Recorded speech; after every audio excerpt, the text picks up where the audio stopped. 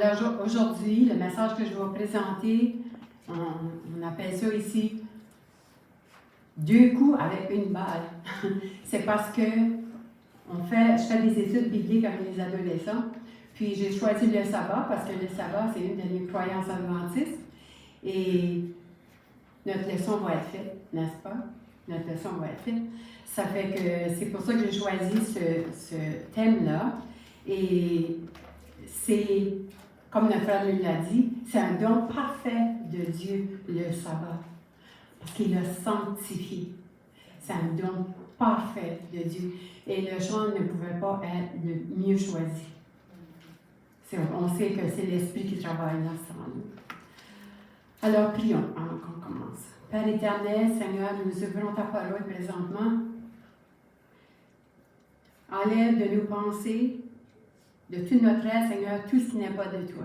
Enlève les distractions, permets que nous puissions nous concentrer sur les délices que tu as pour nous, Seigneur.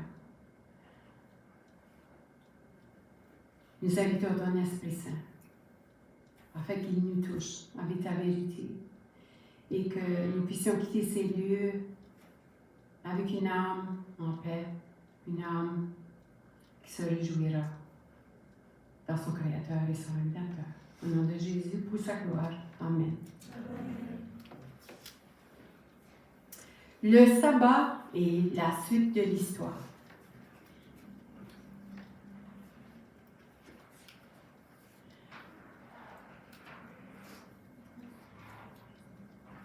On va recommencer la PowerPoint. Non, ça ne marche pas. La PowerPoint est à part, là. Ils ne l'ont pas ouvert, je crois. Ça va venir, c'est sur l'écran. En attendant, je vais vous souhaiter un joyeux sabbat à chacun et à chacune. Et j'espère que le message qu'on va avoir ici ce matin, ça va clarifier pour nos étudiants, premièrement, qu'est-ce que le sabbat vraiment, et pour chacun de nous dans l'Église. Parce que moi, quand j'ai commencé, je venais à l'Église à chaque sabbat, mais je n'étais pas vraiment consciente pourquoi. Je le faisais parce qu'on m'avait dit que c'était ça. Et c'est beaucoup plus que ça.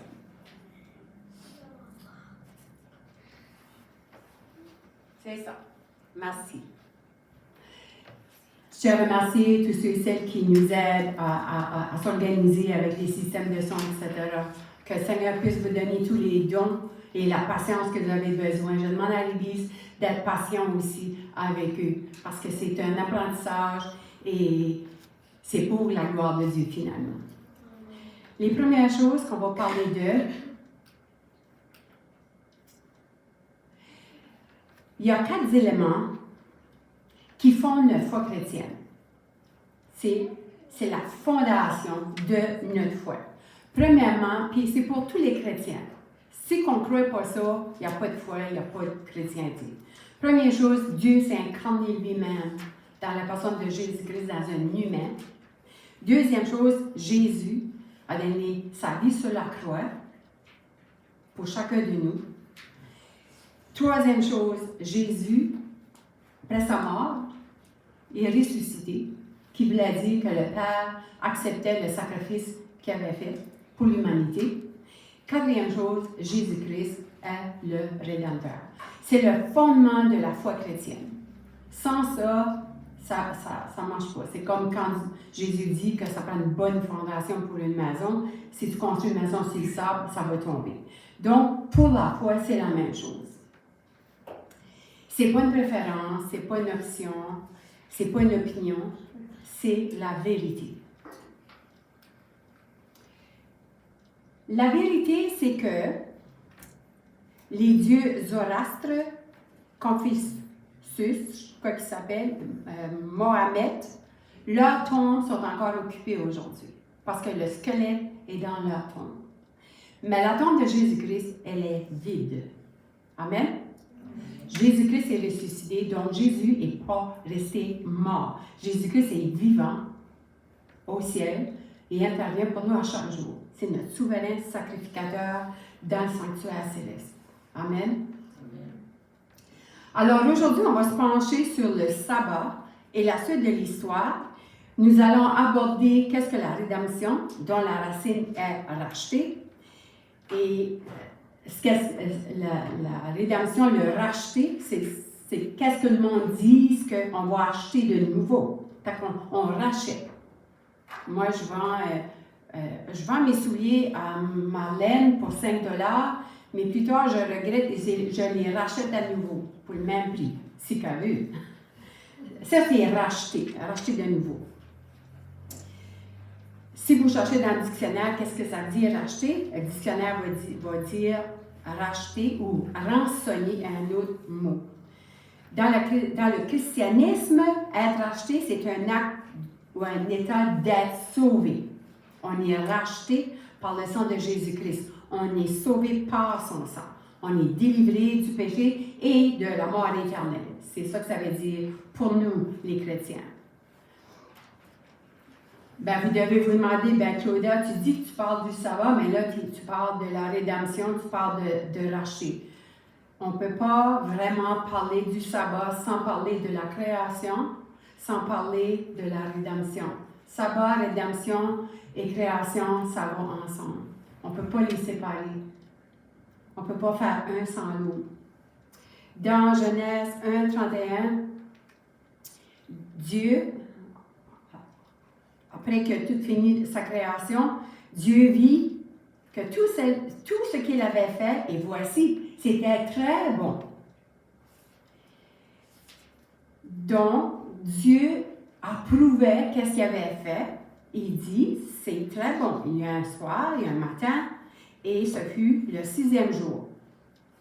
Adam et Ève n'ont pas pu ajouter le lendemain, ils n'ont pas été capables d'ajouter à la création. Parce que la création était parfaite. Dieu a dit, la création c'était très bon. Donc, si Dieu dit que la création est parfaite, nous, qu'est-ce qu'on doit faire? C'est d'en profiter. C'est ça qu'Adam et Ève devaient faire, de profiter de la création. Dans Jean 1, versets 1 à 3, au commencement était la parole, et les paroles étaient avec Dieu, et la parole était Dieu. Elle était au commencement avec Dieu. Tout a été fait par elle, et rien n'a été fait sans elle. Et verset 14, la parole était faite chair, et elle habitait parmi nous, pleine de grâce et de vérité, et nous avons contemplé sa gloire, une gloire pour celle du Fils unique venu de Dieu. Qu'est-ce qu'on veut dire ici? C'est que Jésus-Christ, qui était la parole, était là avec Dieu, mais la parole était Dieu. Donc, on sait que Jésus-Christ est le créateur de l'humanité, de l'univers. Amen? On sait ça. Et la parole, Jésus-Christ s'est fait chair, est venu sur la terre, habiter parmi nous. Et vivre parmi nous. Dans Matthieu 20:28, c'est ainsi que le Fils de l'homme est venu, non pour être servi, mais pour servir et donner sa vie en rançon pour combien? Je parle de ça.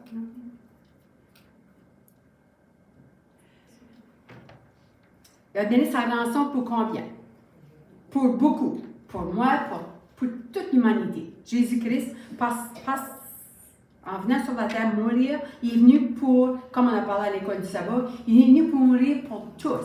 Pourquoi? Parce que tous ont péché. Amen? Remarquez que le mot rançon, c'était un mot difficile à comprendre parfois.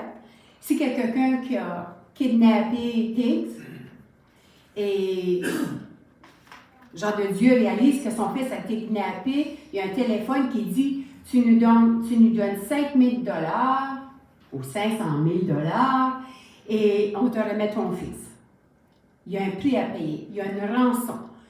Le bandit qui a volé, Higgs va dire « Donne-moi 500 000 $, je te remets ton fils. » Ça, c'est une rançon. C'est ça que Dieu a dû faire. Dieu a dû racheter ses enfants.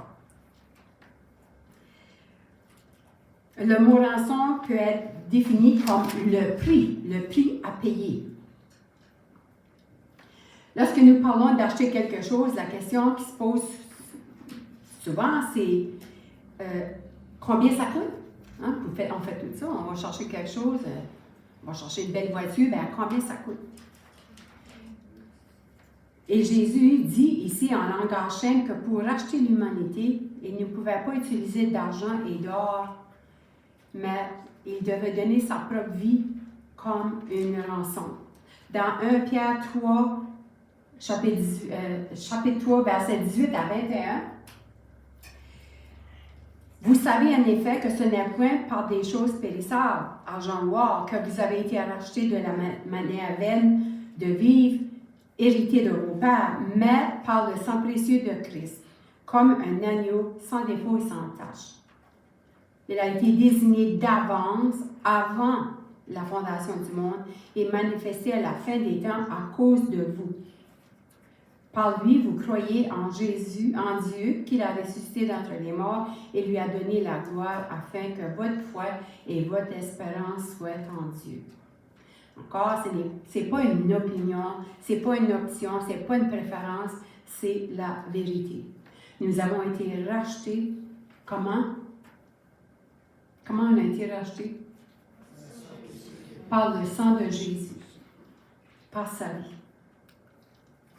Jean, lui, dans l'Apocalypse 5, versets 6 à 13, Jean dit, on va lire ensemble, vous voulez bien?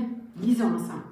Et je vis au milieu du trône et des quatre êtres vivants, et au milieu des anciens, un agneau debout qui semblait immolé. Il avait 7 cornes et 7 yeux, qui sont les 7 esprits de Dieu, envoyés par toute la terre. Il vint recevoir le livre de la main droite de celui qui était assis sur le trône. Quand il eut reçu le livre, les 4 êtres vivants et les 24 anciens se prosternèrent devant l'agneau, tenant chacun une harpe, des coupes d'or remplies de parfums qui sont les prières des saints.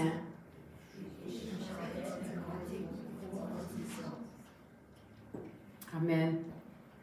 Avez-vous réalisé que chacun une harpe et des coupes d'or remplies de parfums qui sont les prières des saints?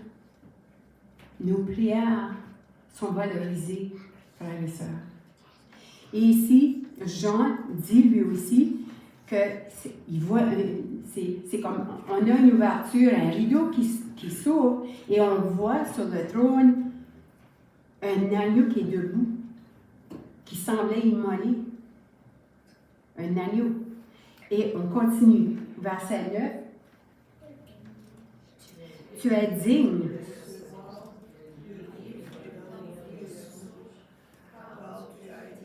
On a juste 2-3 personnes ici dans la salle. Lisez! C'est pas la même chose? Tu es digne de recevoir le livre, d'ouvrir les sceaux, car tu as été immolé. Et tu as racheté pour Dieu par ton sang des hommes de toute tribu, de toute langue, de tout peuple et de toute nation. Tu as fait d'eux un royaume et ils régneront sur la terre.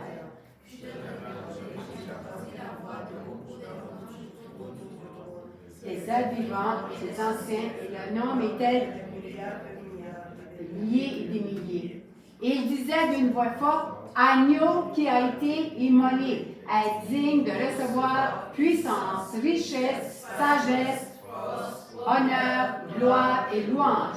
Et toutes les créatures dans le ciel, sur la terre, sous la terre, sur la mer, et tout ce qui s'y trouve, je les ai entendus qui disaient à celui qui est assis sur le trône et à l'agneau, la louange, l'honneur, la gloire et le pouvoir au siècle des siècles. Amen. Ça, c'est à propos de Jésus au ciel, mes amis.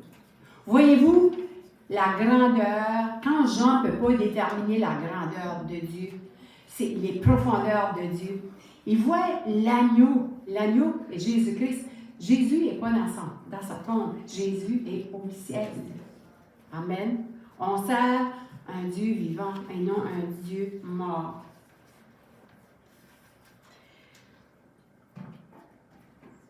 C'est Notre raison de venir ici aujourd'hui, la journée de sabbat, les enfants de Dieu, quand ils se rencontrent, c'est pour les mêmes raisons.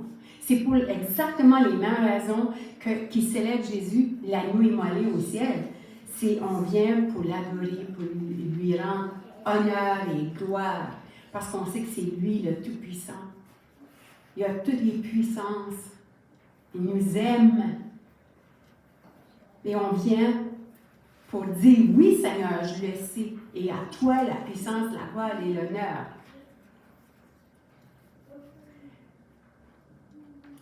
Sa vie, sa mort et sa résurrection sont célébrées par tous au ciel. Quand on se réunit le sabbat, c'est la même chose, c'est une fête. C'est une fête qu'on vient célébrer la vie, sa résurrection, qui nous donne, nous aussi, la vie, la paix, la vie éternelle, le pardon de nos péchés. Dans Matthieu 20, rachetés, rançonnés par le sang de Jésus. On vit dans Pierre, rachetés par le sang de Jésus. Ils sont tous d'un commun accord pour dire qu'on a été rachetés par le sang de Jésus-Christ. L'humanité a littéralement été captive du péché, est captive du péché, de Satan, de la mort. Dieu a regardé du ciel, il a regardé ses enfants dans cette détresse-là, et il s'est dit, je ne peux pas laisser mes enfants comme ça. Je les aime trop. Je dois intercéder. Il faut que je fasse quelque chose. Le salaire du péché, c'est la mort. Dieu ne veut pas ses enfants morts. Dieu veut vivre éternellement avec ses enfants. C'est pour ça que dès la fondation du monde, il y avait un plan au cas où, un plan d'urgence. Ainsi, si nous voulons être sauvés, nous devons être rachetés. On ne peut pas se racheter, on ne peut pas s'acheter nous-mêmes, on ne peut pas obtenir le salut par nous-mêmes. Il s'agit d'une théologie chrétienne de base. En ce qui concerne le rachat, la rédemption de l'humanité par Christ seul. Vous avez posé la question, quel rapport que ça a avec le sabbat? Mais on va voir la suite de l'histoire. Il y a un test qui s'en vient, frères et sœurs, et à chaque jour, on réalise qu'on est de plus en plus dans la fin des temps. Est-ce que vous êtes d'accord avec ça?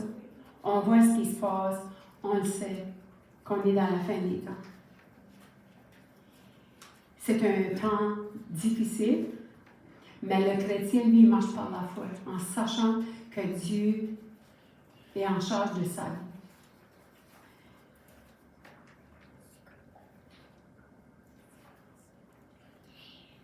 Je vois les jeunes aujourd'hui, et je manque à oui, là, mais les étudiants qui étudient avec moi en but d'être baptisés, vous voyez, combien de vous avez été élevés dans une famille adventiste ici?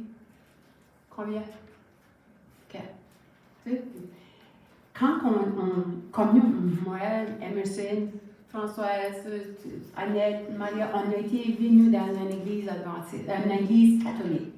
On n'a pas eu ce grand privilège-là de grandir dans une famille où, dès le commencement, nos parents nous instruisent dans ces voies-là. Moi, j'avais 40 ans quand j'ai entendu parler du sabbat. Là. Et je vous regarde aujourd'hui, puis je me dis, wow, vous savez qu'il y a une journée à part pour Jésus. Mais il y a une chose encore plus grande, c'est la foi. La foi, vous allez grandir en Jésus. Et qu'est-ce que vous savez aujourd'hui, qu'est-ce que vous allez savoir dans 5 ans, dans 10 ans, dans 20 ans, dans 30 ans, ça va changer. Parce que vous allez grandir en Christ. La chose qui est très importante que j'ai besoin de vous dire aujourd'hui, c'est que gardez les yeux sur Jésus-Christ afin que vous puissiez développer votre propre foi en lui. C'est bien de regarder à la fois papa, maman, pasteur, l'ancien, Emerson, Claudia, Maria. C'est bien de regarder la foi. C'est bien de regarder la foi de la personne assise à côté de vous aussi. Mais c'est pas ça qui va vous sauver. Parce que si un de ces personnes-là tombe ou quitte Dieu, vous allez mal vous sentir. Parce que moi, ça m'est arrivé. Donc, vous deviez vraiment prendre conscience que vous devez étudier par vous-même, que vous devez développer une relation intime avec Jésus-Christ. Parce que c'est lui votre sauveur. C'est pas moi, c'est pas personne d'autre. Ne demandez pas à personne de vous faire des listes et des choses parce que Dieu ne veut pas ça. Puis je vais en venir à ça. À un certain moment donné, moi, quand j'ai commencé à participer avec l'Église adventiste, on nous a dit que la journée du sabbat, c'était une journée qu'on venait à l'Église, qu'on chantait, qu'on louait Dieu. Mais je ne comprenais pas tout à fait pourquoi. Mais qu'est-ce qui est venu avec ça? Je me sentais un peu encore dans la même église que j'étais auparavant parce qu'il y avait des listes de choses à faire ou à ne pas faire. Puis la liste là, de toutes les choses à ne pas faire, ça finissait plus. Puis, une des raisons pourquoi ma fille n'est plus à l'église, c'est justement à cause de cette liste-là. Et c'est très triste. C'est triste. Et il faut réaliser que Dieu n'a jamais donné de liste. Pourquoi? Parce que, comme le monsieur nous a guidés dans l'école du sabbat ce matin, Dieu nous laisse libres. Il ne nous impose pas à l'aimer. C'est un choix de l'aimer ou pas. Parce que si qu'il nous force à l'aimer, comme on a dit ce matin, ça ne serait pas de l'amour. En tout cas, pour revenir, dans les choses à faire ou à ne pas faire, on sait tous que la journée du sabbat, on ne va pas mettre de l'essence dans l'auto, on ne va pas aller magasiner, on ne va pas aller au cinéma, on ne va pas au restaurant, on sait tout ça, hein? Toutes les listes à ne pas faire. Mais ce qui est bien, qu'est-ce qui est bien à savoir, c'est qu'est-ce qu'on doit faire la journée du sabbat et non focuser sur qu'est-ce qu'on ne doit pas faire la journée du sabbat. Parce qu'on ne veut pas faire un fardeau. Les pharisiens, qu'est-ce qui est arrivé? Ils avaient des listes de choses à ne pas faire. Ils avaient complètement perdu de vue qu'est-ce que c'était la vraie raison du sabbat. Ils l'avaient perdu parce qu'ils étaient occupés avec leur liste de ne pas faire.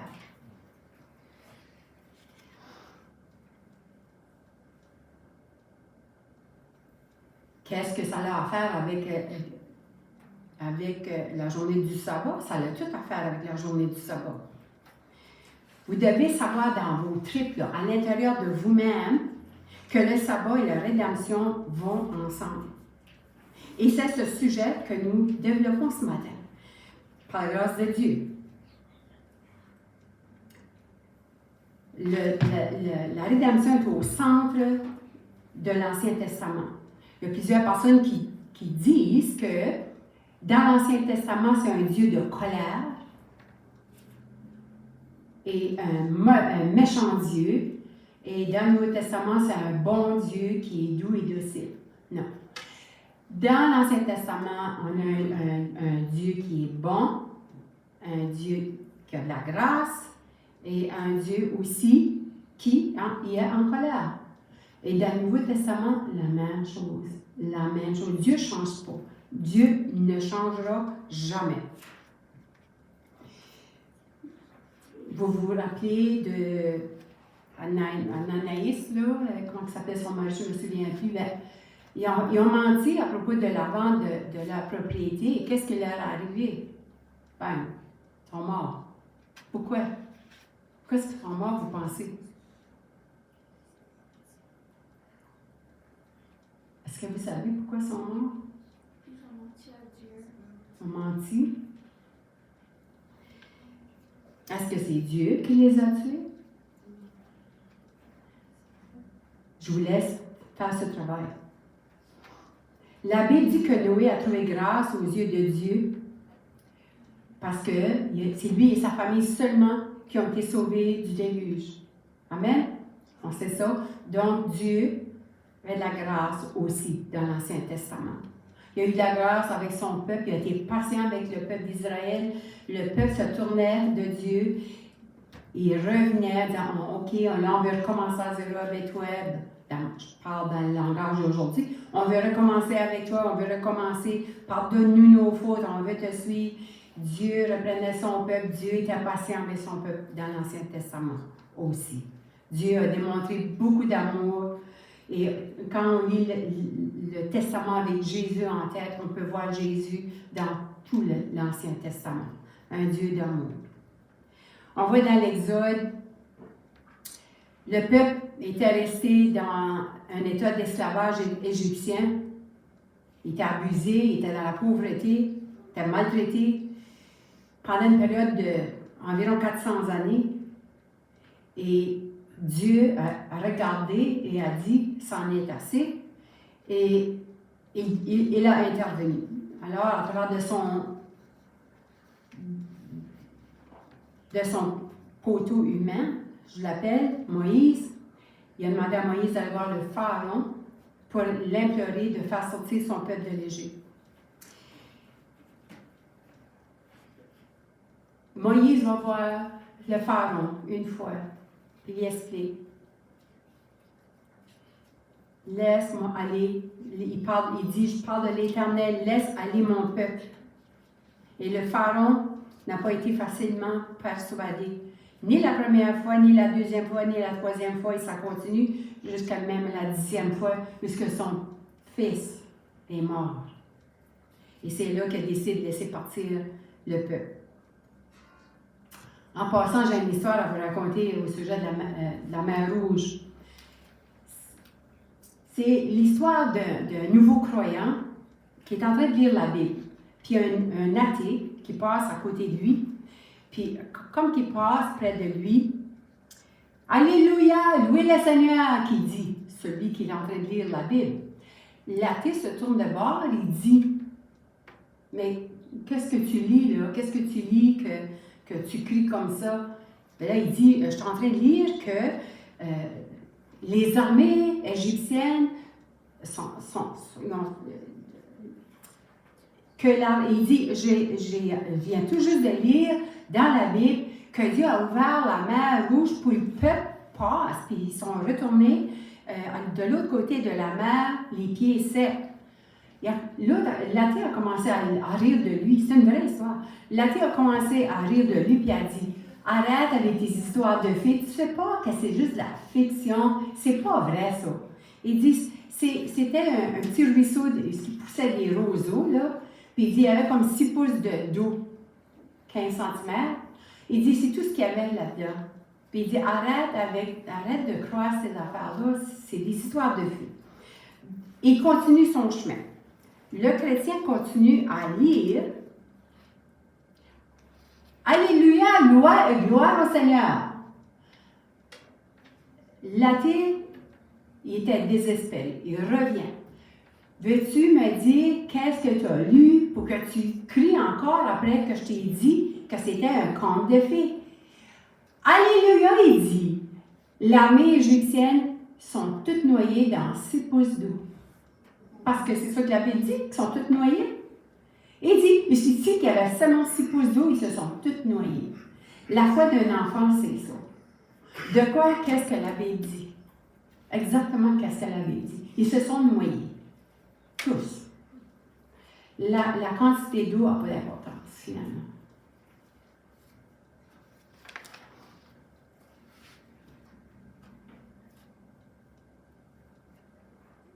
Exode 15, versets 13 et 14.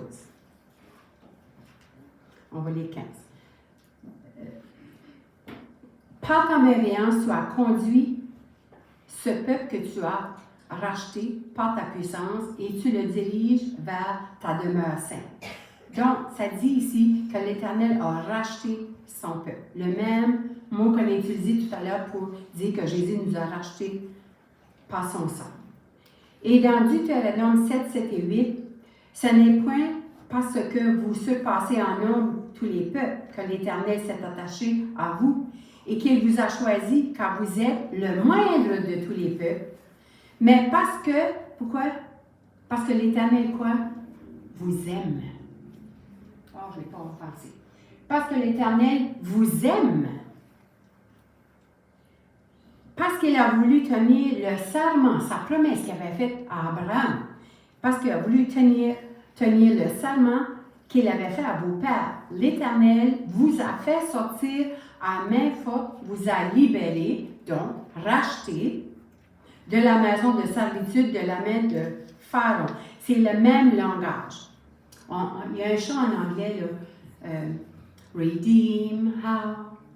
Vous connaissez ce chant-là? How, redeem, how, I love to proclaim it, redeemed by the blood of the Lamb. Connais Françoise? Et on est racheté par le sang de Jésus-Christ. C'est par son sang qu'on est racheté. On peut pas, c'est pas parce que Emerson va brancher tout le système de son, qui anime l'école du sabbat, qui fait des prédications, qui s'occupe de l'Église. Il ne va pas gagner son salut en faisant tout cela. Il fait tout cela parce qu'il est assuré de son salut. C'est ça la différence. Amen? Quand on fait des choses parce qu'on y est sauvé. On ne peut pas en faire assez pour Jésus. Parce qu'il nous a sortis de cette misère, de cette mort éternelle-là. C'est parce qu'on marche par la foi. On a abandonné notre vie, on la donne à Christ, notre vie. Que lui nous utilise pour sa gloire à lui. Quand on va dans Exode 12, on voit que Dieu a institué la Pâque, l'agneau, il a tout donné qu'est-ce qu'il devait faire avec l'agneau, présenter l'agneau en sacrifice. Ensuite, il a donné sa loi. Donc, c'était l'agneau vient avant la loi. Adam et Ève, avant le péché, est-ce qu'ils avaient la loi? Est-ce qu'ils devaient faire des sacrifices? Non, ils n'avaient pas besoin de faire des sacrifices. Ils n'avaient pas besoin avant le péché. C'est après le péché. Mais, je vais lire 2 à 4. Ce mois-ci, ce sera pour vous le premier des mois. Si vous voulez tourner, c'est dans Exode 12, 2 à 4. Ce mois-ci, ce sera pour vous le premier des mois et sera pour vous le premier des mois de l'année. Parlez à toute l'assemblée d'Israël et dites, le 10e jour de ce mois, on prendra un agneau pour chaque famille, un agneau pour chaque maison. Si la maison est trop nombreuse pour un agneau, on ne prendra avec son proche voisin, selon le nombre de personnes. Vous compterez pour cet agneau d'après ce que chacun peut manger. On prendra du sang et l'on mettra sur 2 poteaux et sur le linteau de la porte des maisons où on mangera. Cette même nuit, on mangera de la chair et on la mangera en rôti au feu avec des pains sans levain et des herbes amères. Qu'est-ce que le sang faisait au-dessus de la porte? L'ange de la mort passait cette nuit-là et Dieu leur a demandé de placer du sang au-dessus de la porte et quand l'ange viendrait, parce que le premier-né de chaque famille devait mourir, quand l'ange passerait, si qu'il voyait le sang, personne ne mourrait dans cette maison. Qu'est-ce qui les sauvait? Le sang. Le sang. Le sang les sauvait. Ils devaient agir rapidement et prendre le sang de cet agneau et le mettre sur le montant de leur porte et l'ange de la mort passait tout droit. Dans Exode 12, 13, 14, on lit « Le sang vous servira de signe sur la maison, les maisons où vous serez. Je verrai le sang, je passerai par-dessus vous, et il n'y aura pas sur vous de fléau destructeur, quand je frapperai le pays d'Égypte. Ce jour sera pour vous un souvenir, et vous le célébrerez comme une prescription perpétuelle dans chaque génération. » Cette nuit-là devait être un souvenir pour eux, qui se souviennent que par le sang qu'il n'y avait pas eu mort, il dit, vous célébrez ça. C'est la même chose pour nous avec le sabbat. On célèbre parce qu'on est lavé, on est protégé par le sang de Jésus-Christ, parce qu'on a accepté Jésus comme notre sauveur. On est couvert de son sang et on est ici et on célèbre. On s'en souvient. C'est pour ça que l'Éternel a dit, souviens-toi du jour du sabbat. C'est dans les mêmes critères. Quand Pierre dit, vous êtes rachetés non pas avec l'argent ni de l'or, parce que ça, c'est des choses corruptibles, mais avec le sang de Jésus comme celui d'un agneau. Puis, vous vous souvenez, Jean-Baptiste a dit, voici l'agneau de Dieu qui enlève le péché du monde. Tous ceux qui ont parlé de la part, tous ceux qui ont été inspirés par le Saint-Esprit à parler de la part de Jésus ont tous dit la même chose. Et alors que cet ange de la mort allait planer à travers la ville et que les premiers-nés des Égyptiens étaient tués, pourquoi? Parce qu'il n'y avait pas le sang. La Pâque, c'est exactement cela. C'est alors que la sentence de la mort a été prononcée à cause du sang de l'agneau. Alors, on a vu que c'est la Pâque qui vient. Les commandements ont été donnés par la suite au mont Sinaï.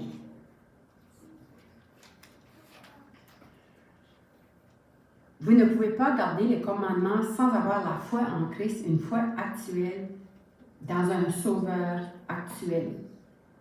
Beaucoup de gens essaient d'obéir aux lois morales de Dieu sans la confiance qu'ils sont actuellement pardonnés par ce même Dieu. À quoi ça sert?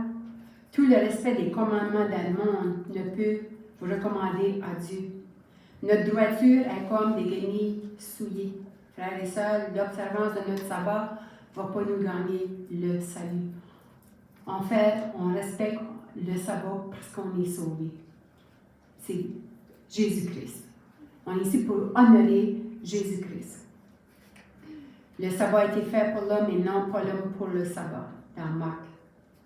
Le sabbat ne veut pas dire uniquement de s'abstenir du travail dans le but d'honorer Dieu, mais aussi d'accomplir des actes d'amour et de bonté à l'égard de ses semblables.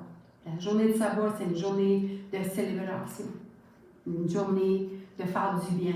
C'est bien d'aller visiter à l'hôpital, c'est bien d'aller dans les foyers de soins, de se visiter entre nous. Pourtant, souvent, Emerson dit la même chose, de faire des choses ensemble pour apprendre à se connaître. Parce qu'à la fin, tout ce qu'on va avoir, c'est nous. C'est important de développer ces relations-là. La justice du Christ qui nous recommande, c'est la seule chose qui nous recommande à Dieu le Père, c'est la justice du Christ. Notre observance du sabbat, notre obéissance, notre abstinence de toutes ces choses-là, ça ne recommande pas à Dieu. Ils sont la preuve que nous avons cru en Dieu et en son sauveur qu'on le fait. J'ai mis ma foi en Christ et la mort de substitution du Christ et sa vie parfaite devient ma mort, ma vie. Il m'a sauvé. Je ne fais pas les choses parce que je suis demandée. Je ne fais pas les choses parce que c'est sur une liste de choses à faire. Je le fais justement parce que Jésus-Christ, le Dieu de la création, s'est incarné dans un humain pour souffrir, pour se faire battre, pour se faire rire de lui, pour se faire crucifier sur la croix, pour mourir pour moi, à ma place. C'est moi qui aurais dû subir tout cela. C'est vous, chacun de vous. Il est mort à notre place. Merci Seigneur Jésus d'être mort à ma place. Dans 1 Jean 5, verset 12, celui qui a le Fils a la vie et celui qui n'a pas le Fils n'a pas la vie. Jésus a dit, si vous m'aimez, gardez mes commandements. Maintenant que je suis dans une relation salvatrice avec Christ, par la foi, l'obéissance sera le fruit de cette relation. J'ai plus besoin de l'Église maintenant. Parce que qu'est-ce que je veux faire? Je veux glorifier Dieu, je veux aller dans la nature, je veux passer du temps avec mes frères et sœurs, je veux faire le bien, je veux le faire, je suis une nouvelle personne, une nouvelle créature. On ne le fait pas parce qu'on a une liste. On n'a pas besoin de liste avec Dieu, on n'a pas besoin. C'est ça qui est bien avec Jésus-Christ.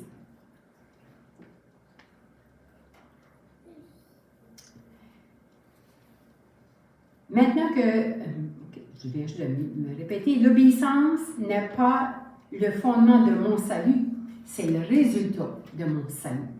L'obéissance n'est pas le fondement de mon salut, c'est le résultat. Et on voit que le sabbat est au milieu des 10 commandements.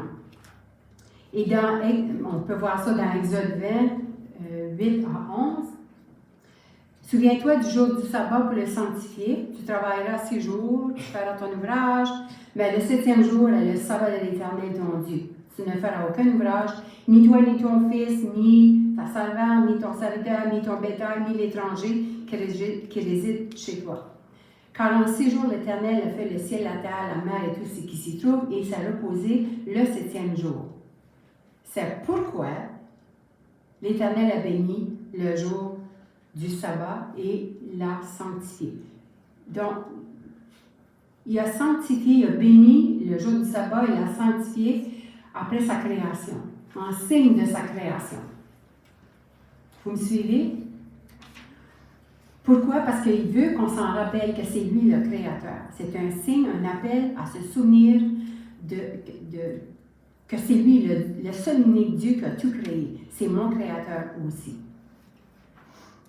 Il y a 3 principes d'observance du sabbat. Quand on résume tout ça. Ne travaillez pas, ne faites pas travailler les autres. Et la 3e, à propos de l'activité. C'est 3 choses. Travaille pas, faites pas travailler les autres. Donc, si quelqu'un dit, on peut aller au restaurant, c'est qui va cuisiner pour toi? On fait travailler quelqu'un. Donc, non. On va dans une activité, il y a quelque chose à vendre dans un kiosque. Est-ce que tu vas payer? Est-ce que tu vas faire travailler la personne là? Oui, donc je ne le fais pas. Tout ce qu'on fait travailler les autres, on ne le fait pas. Fait les activités qu'on peut faire, il y en a plein. La seule chose qu'on ne peut pas faire, c'est faire travailler les autres.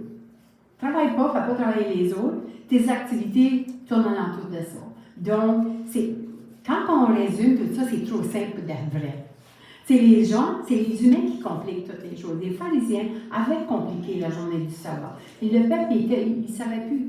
Il est tout dirigé dans un tunnel avec une liste de choses à faire ou à ne pas faire. Pas travailler, pas faire travailler les autres. Et les activités qu'on choisit la journée du sabbat, c'est une activité qui va me rapprocher de Dieu, une activité qui va me rapprocher des autres. Point. C'est ça. On peut-tu célébrer là-dedans? Merveilleux, ça. C'est merveilleux. On n'a pas rien besoin de faire d'autre. On n'a rien besoin de faire autre que de ne pas travailler, de ne pas faire travailler les autres et faire des activités qui vont nous rapprocher du Christ comme Rédempteur et Créateur et Rédempteur et m'approcher de mes frères et sœurs. Donc, le sabbat est un signe de création. Je me répète souvent parce que, je vous dis pourquoi. Dans Lévitique 23, versets 31 et 32,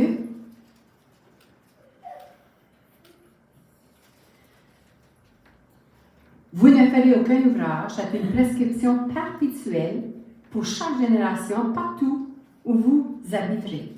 Ce sera pour vous un jour férié, un jour de fête, et vous humilierez vos âmes, c'est ça qu'on fait à combien ici, le 9e jour du mois au soir, parce qu'il parle de tous ces sabbats. Je l'ai ajouté parce que ça dit le 9e jour du mois au soir, vous célébrez votre sabbat d'un soir à l'autre soir. C'est pas d'un matin à l'autre matin. Les heures de sabbat sont vraiment définies ici, là. D'un soir à l'autre soir. Comme vous savez, on a des gens qui pensent que ça commence à midi, le samedi, puis ça finit à midi, le dimanche. C'est pas ça que la Bible dit. Puis je parle aux étudiants ce matin parce que qu'est-ce que la parole de Dieu dit? C'est ça la vérité. C'est pas qu'est-ce que les autres vont dire alentour de vous. Parce que si vous écoutez tout ce que les autres, écoutez pas tout ce que je dis, entendez, vérifiez après. Vérifiez qu'est-ce qu'elle a dit à ce sujet. D'un soir à l'autre. Est-ce que je parle à Amen? D'un soir à l'autre, Amen? Deutéronome 5, verset 12 à 15. Moi, je pas bien ça. Les Deutéronomes, c'est comme il récapitule les 10 commandements. C'est comme une répétition. Okay? Une deuxième lecture, si vous voulez. Et il y a une différence avec Exode, qui se trouve surtout au verset, je vais vous dire, Exode 5, verset 12. Observe le jour du sabbat pour les sanctifier comme l'Éternel ton Dieu te l'a recommandé, puis là, il dit toutes les autres choses. Ensuite, il dit, au verset 15, Moïse, il ajoute quelque chose, la façon qu'il dit, tu te souviendras que tu as été esclave au pays d'Égypte et que l'Éternel ton Dieu t'en a fait sortir à main forte et à bras étendus. C'est pourquoi l'Éternel ton Dieu t'a commandé de célébrer le jour du sabbat. Tout à l'heure, on a lu que l'Éternel a dit qu'il avait regardé sa création, c'était le 6e jour, il a vu que c'était très bon et il a sanctifié la journée du sabbat. Création. Ici, rédemption. Rédemption parce qu'il dit, souviens-toi que c'est moi qui t'en ai fait sortir. Je t'ai délivré. Je t'ai délivré, comme qu'il nous a délivrés du péché. Il a délivré son peuple des Égyptiens, il nous a délivrés de Satan, de la main de Satan. Donc, là, le sabbat ne devient pas seulement une réjouissance de création, mais aussi rédemption. Vous suivez? C'est intéressant. Moïse n'a pas changé la loi. Il a comme expliqué mieux. Il a expliqué mieux. C'était la création. Mais souviens-toi aussi que tu as été libéré. Tu as été libéré, tu as été racheté.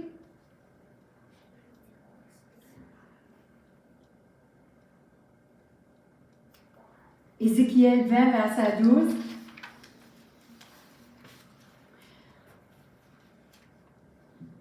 De plus, je leur ai donné mes sabbats pour être un signe entre moi et eux, qu'ils pourraient savoir que je suis le Seigneur qui les sanctifie ou les distingue. Je suis celui qui les rend saints. Et si le sabbat est clairement une composante rédemptrice salutaire, on a le salut là-dedans aussi. So, on a un Dieu de création, un Dieu de rédemption et salutaire en même temps. Ça englobe toute cette grande journée de fête. Je prends beaucoup de temps. Aujourd'hui, j'avais promis à Marlène que je prendrais 2 heures. Ça ne va pas durer 2 heures. Mais, je suis en train de tester votre patience. Parce que nous, avec les étudiants, on est en train d'étudier aussi. L'Église a besoin d'être enseignée aussi. Si nous regardons aux 10 commandements de Dieu, qui semblent restrictifs, parce que souvent, quand on est jeune, on trouve que les commandements de Dieu, là, c'est vraiment exigeant. Mais finalement, c'est parce qu'on a besoin d'un changement de cœur. C'est pour ça qu'on trouve ça difficile. On n'a pas tout donné notre vie à Jésus, donc on essaie de faire ça par nous-mêmes, puis on est incapable. C'est trop difficile. On ne peut pas. Donc, puis tous nos amis alentours, ils font toutes sortes de choses, puis nous, on semble être un peu isolés. Mais Jésus dit, vous êtes un peuple à part, un peuple royal, un sacerdoce royal, un peuple saint. Donc oui, nos comportements vont être différents avec ceux du monde, c'est sûr. Mais une fois qu'on connaît vraiment Jésus et qu'on regarde au commandement, on réalise finalement que la loi de Dieu, c'est une lettre d'amour pour chacun de nous. C'est une lettre d'amour parce qu'il veut notre mieux. Tout ce qu'il veut, c'est qu'on aime-moi, honore-moi comme Dieu et aime ton prochain. Si tu l'aimes, tu ne vas pas lui voler, tu ne vas pas lui mentir, etc. À la fin de la création, Dieu a dit tout était bon. À la rédemption, le Père a dit c'est très bon parce qu'il a accepté le sacrifice de son Fils. Amen. Parce qu'il n'avait pas accepté le sacrifice de Jésus-Christ, Jésus n'avait pas ressuscité. Donc, qu'est-ce qu'on peut ajouter à la rédemption? Rien. Autant qu'on ne peut rien ajouter à la création, on ne peut rien ajouter à la rédemption non plus. Parce que Dieu, Jésus-Christ a tout accompli. Sur la croix, il a dit, tout est accompli. Donc, la rédemption, 100%. Il ne m'a pas racheté à 75%, même pas à 99%, il m'a racheté à 100%. Il a tout payé, la rançon, pour chacun de nous. Alors, c'est concernant, qu'est-ce que la valeur? Qu'est-ce que ma valeur aux yeux de Dieu? Ou qu'est-ce que Dieu est à mes yeux? Quelle valeur que j'ai de Dieu, moi? Comment je le pense? Comment je le valorise? C'est la même chose que moi, je vais au magasin, je vois une paire de souliers de 200 $, et Juliane est avec moi. Elle a dit, moi, je ne donnerais même pas 20 $ pour ces souliers-là. Mais moi, je les ai mis dans mes pieds, je les aime, je suis très confortable. Pour moi, ils valent le 200 $. So, qui détermine la valeur de quelque chose? C'est l'acheteur. Dieu, c'est lui qui nous a rachetés. C'est lui qui nous valorise. Alors, on vaut tellement pour lui qu'il a envoyé son Fils unique mourir. Et c'est pour nous. Imaginez comment on vaut. Pour une personne, il serait venu même si seulement Suzette aurait dit oui.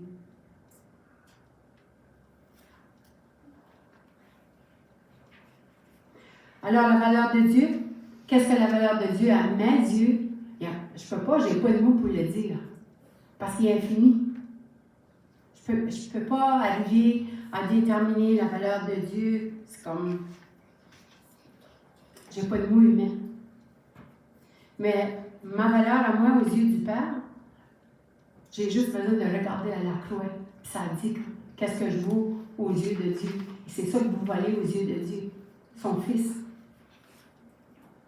Quand Jean essaye de décrire dans sa vision l'amour de Dieu, la hauteur, la profondeur, la largeur de l'amour du Père envers la race déchue, il fut rempli d'adoration et de révérence. Et il n'est pas capable de le dire.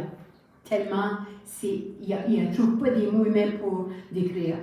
Donc, dans Jean, 1 Jean, verset 3, chapitre 3, verset 1 à 2, il dit, voici quel amour le Père nous a témoigné pour que nous soyons appelés les enfants de Dieu. Et nous le sommes. Si le monde ne nous connaît pas, c'est qu'il ne l'a pas connu. Bien-aimés, nous sommes maintenant enfants de Dieu et ce que nous serons n'a pas encore été manifesté. Mais nous savons que lorsque cela sera manifesté, nous serons semblables à qui? À Jésus. Parce que nous le verrons tel qu'il est. C'est par la foi. Un prix infiniment élevé a été payé pour moi et pour vous. Le message de la croix est que Dieu nous aime sans condition. Sans condition. Je dis toujours, il n'y a rien de plus que je peux faire pour que Dieu m'aime plus. Il n'y a rien de moins que je peux faire pour que Dieu m'aime moins. Dieu m'aime, point. Et si quelqu'un vous dévalorise, je parle aux adolescents, si il y a quelqu'un qui vous dévalorise, sachez qu'aux yeux de Dieu, vous avez la même valeur que son Fils, Jésus-Christ, qui a fait le grand sacrifice pour vous. Sir White nous dit que nous ne devrions pas être préoccupés, nous ne devrions pas être anxieux en nous demandant ce que Dieu pense de moi. Nous devrions nous poser une question. Qu'est-ce que Dieu pense du Christ, mon substitut? Pas qu'est-ce que Dieu pense de moi, mais qu'est-ce que Dieu pense du Christ? Qu'est-ce que vous pensez que le Père pense de son Fils? Je pense que Dieu a une très haute opinion de son Fils. Vous pouvez le servir de tout votre cœur après l'avoir accepté. Vous pouvez obéir à la lettre et à l'esprit après l'avoir accepté. Vous n'allez pas rien faire pour gagner votre salut. Tout ce qu'on a besoin de faire, c'est d'accepter Jésus-Christ comme substitut à la mort qu'il a vécu pour nous. Et pour terminer, nous, l'Église adventiste, on dit que notre mission, c'est de proclamer l'Apocalypse 14, hein? Les messages des 3 anges. Qu'est-ce que ça a à faire avec le sabbat, la création et la rédemption? Ça a tout à faire. Parce que c'est ça la mission de l'Église, c'est de faire connaître le Créateur aux gens, c'est de faire reconnaître Jésus-Christ comme le seul unique Rédempteur, le Dieu salutaire. C'est à travers de Jésus, son sang, sa mort sur la croix, en acceptant cette offrande-là, que je suis lavé par son sang. Quand Dieu me regarde, il voit Christ avant moi. Il place son Fils devant moi. Et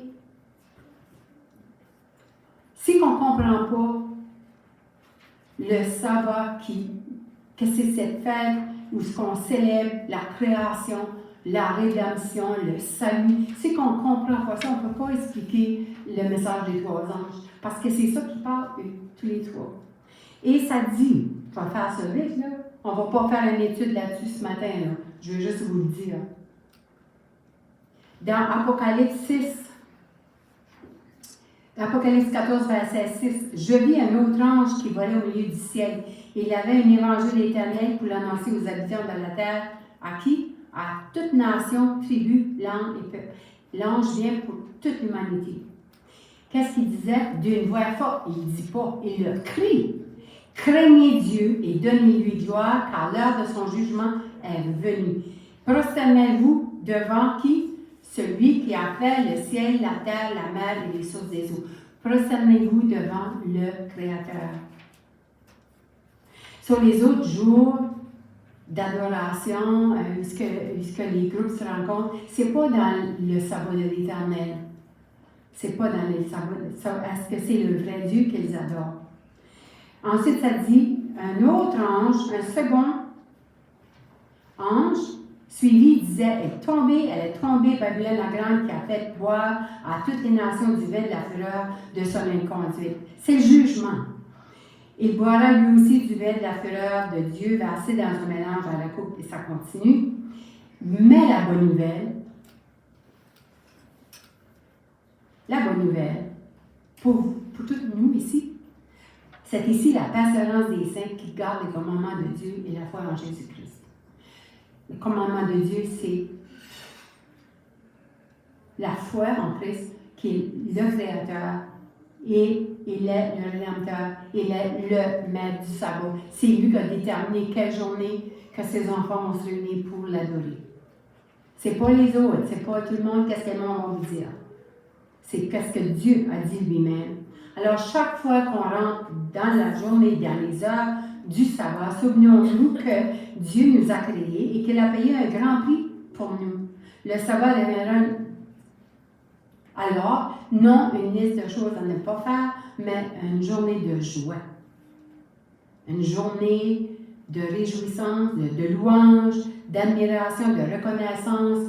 Tu vas dans la nature, tu regardes, tu vois les choses que Dieu a créées. L'été, on voit les insectes, on voit les papillons, on écoute les oiseaux qui chantent. C'est rentrer en communion avec Dieu, admirer sa création, admirer ce grand créateur. Moi, je dis souvent, Dieu aurait pu créer tout en noir et blanc, mais il a créé de diverses couleurs pour ses enfants, pour qu'on se réjouisse dans sa création. Tout ça pour dire que c'est ça, la suite de l'histoire. La suite de l'histoire est où ça a commencé, puis où ça finit. Puis qu'on réalise que le sabbat est un signe qu'on accepte Christ comme notre Créateur, comme le maître du sabbat. C'est lui qui détermine les heures du sabbat.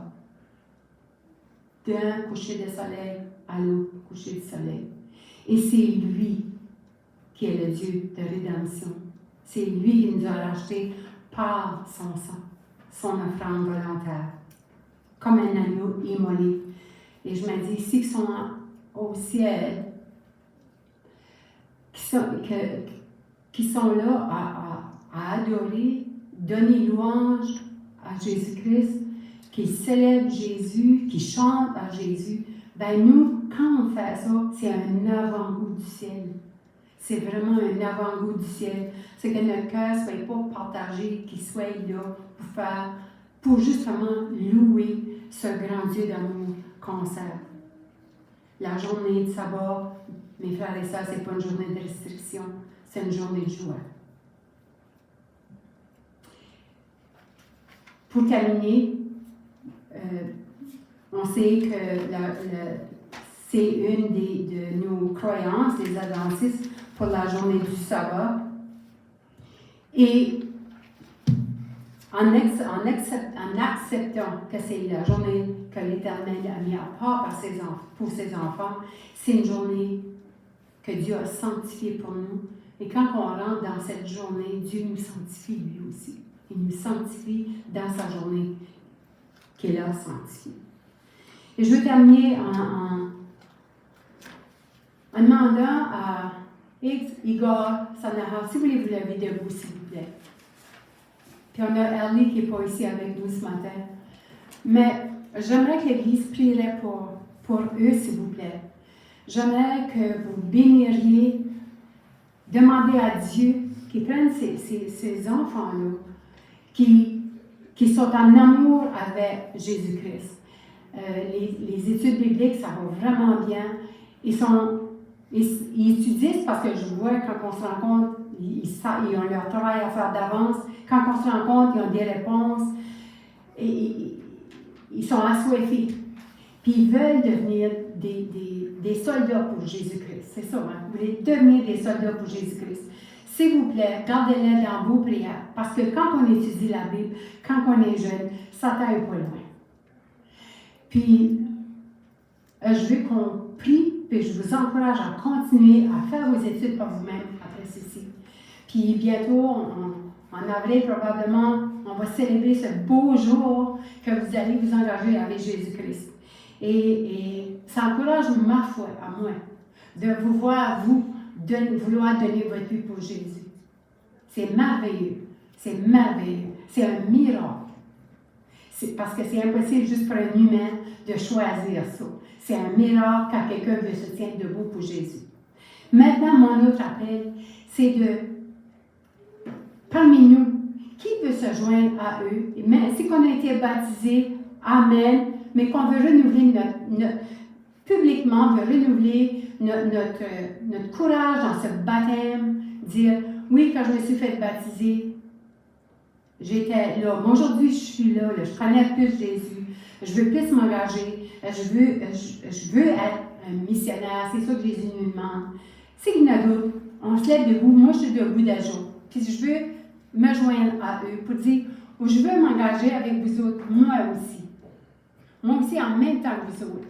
Est-ce qu'il y a quelqu'un d'autre dans l'Église qui veut s'engager en même temps que vous autres? Levez-vous debout pour leur montrer que vous les supportez. Ça vous engage en même temps de dire, oui, c'est ça que je veux moi aussi. Je veux m'engager avec eux. Parce que je veux redonner ma vie à Jésus. Peut-être que je n'ai pas donné complètement. Moi, aujourd'hui, je sais que je veux y donner complètement. Seigneur, s'il vous plaît, prends ma vie au complet. Ceux et celles qui n'ont pas été encore baptisés, je vous recommande fortement de prendre une décision pour Jésus-Christ. Parce que vous savez, on dit qu'on est dans la fin des temps. Est-ce que nous le croyons vraiment? Si oui, peut-être pas juste pour se faire baptiser dans un mois, mais si c'est notre espoir de se faire baptiser, qu'on se lève debout, qu'on dise, sais-tu ce qui se passe ici dans cette église-là? Qu'est-ce que j'entends de la parole de Dieu? Je suis en accord avec ça. Si vous êtes en accord avec ce que la parole de Dieu dit, levez-vous debout pour montrer aux adolescents que vous approuvez leur décision et que vous aussi voulez vous faire baptiser. Parce que c'est ça l'appel aujourd'hui. On ne peut pas rester passif et dire, ouais, ben ça c'est bon pour tous les autres, mais c'est pas assez bon pour moi. Oui, c'est bon, assez. Christ est mort pour chacun de nous. Chacun de nous. Il faut réfléchir à ça, c'est un salut personnel. Maintenant, on va prier. On va prier sur les enfants. Je vais demander à Emerson de venir avec moi. On va prier sur les enfants. Viens, Salam. Viens ici. On peut avancer. Et je demanderai à l'Église de nous joindre, s'il vous plaît, à prier.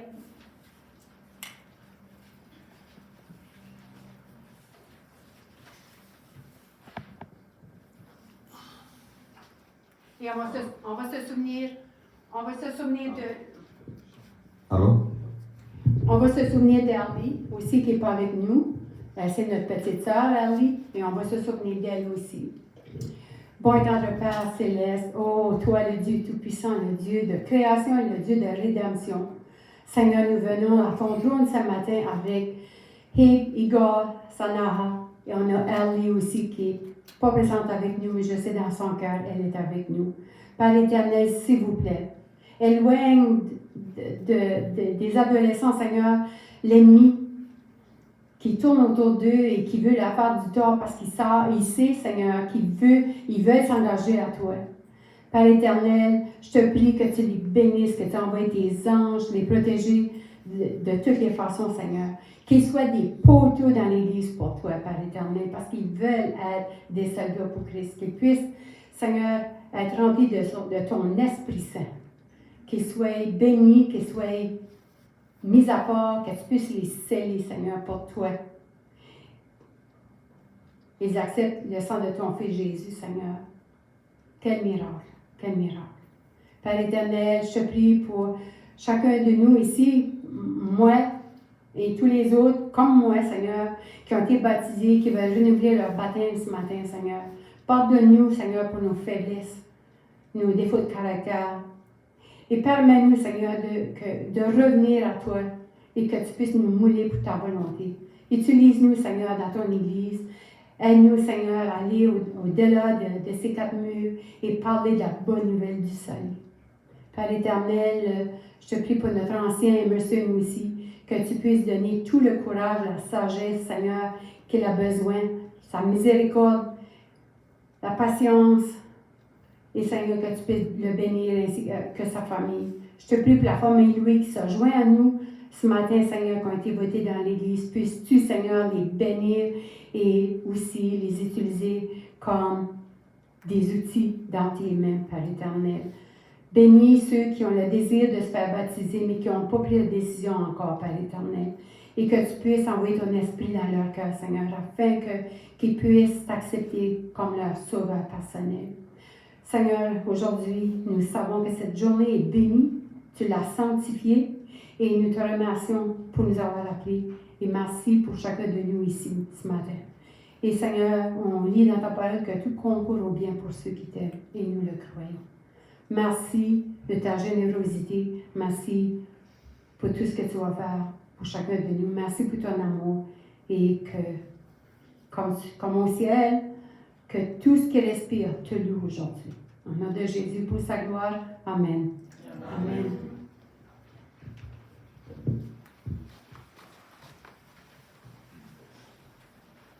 Alors, je demanderai que vous les garderiez dans vos prières, s'il vous plaît, et gardez compris chacun pour les autres. Alors que le Seigneur vous bénisse, on va chanter ensemble le chant de fermeture.